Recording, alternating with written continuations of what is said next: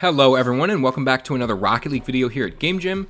This video is one that I've wanted to make for a long time because it's going to really go a long way in your development as a player and will really set you up with the tools to be able to analyze what you did wrong specifically in 3v3 games, and will also particularly be useful if you guys consistently queue with the same players, as this is a really good tool to use when conducting team replay sessions. We're going to be taking a look at Autocam. Let's jump right in. Alright, to start things out, we're going to be warming up in free play for at least 5 minutes. While you're in free play, hit the ball as hard as you can and try to follow up your touches quickly, which will warm up your brain to different reads and bounces, and you can also just in general try to experiment with different mechanics. Essentially, your goal here is to just be fast and creative. For anyone that doesn't already know, Autocam is a camera option in replays that focuses solely on the ball and follows it around. Now, since we do have a sole focus on the ball through this cam, we will miss a lot of information that player view provides to us, like boost pathing and pickups, aerial setups, rotational decisions, etc. Already, this sounds like, since we are losing all of this crucial information, that this isn't an optimal camera to use while analyzing replays, but I'm here to tell you that this isn't the case. When we're using Autocam, we aren't looking for these things yet. We're on a fact-finding mission. The main thing we are looking for in Autocam is gaps in the rotation, meaning that there is too much time that passes where the ball isn't being challenged, and then from there we would investigate further with player view to find out why there was a gap, which, you know, could be things like not having good boost control or bad rotational decisions.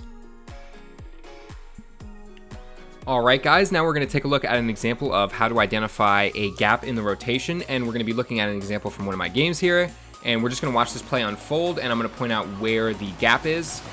So we can see right here, kind of a bad touch by Dibley, sets up a pass for them.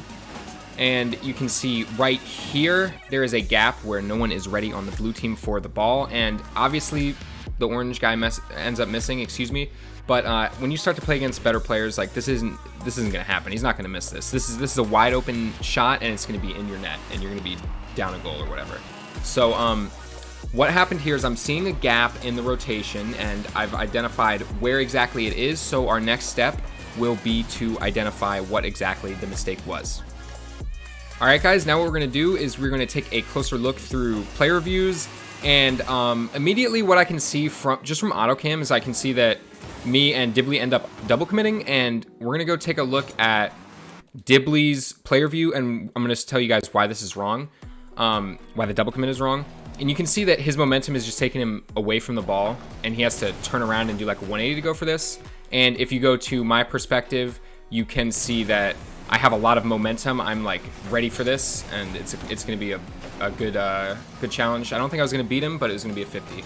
But now that we have identified what happened, we can see that Dibley went for a ball he shouldn't have, and if he didn't double commit on that, he would have been ready for this touch right there when it bounces off the ground. So that's an example of using Autocam to identify where the mistake is, and then using player view to figure out what exactly happened and why the mistake happened.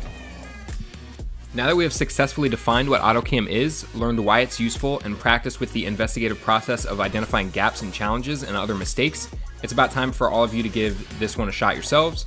Remember to use the two-part process. First we use Autocam, then investigate further with player view. Go ahead and play a ranked 3v3 game for this one and save the replay, and then try to find a gap in challenges and figure out why it happened.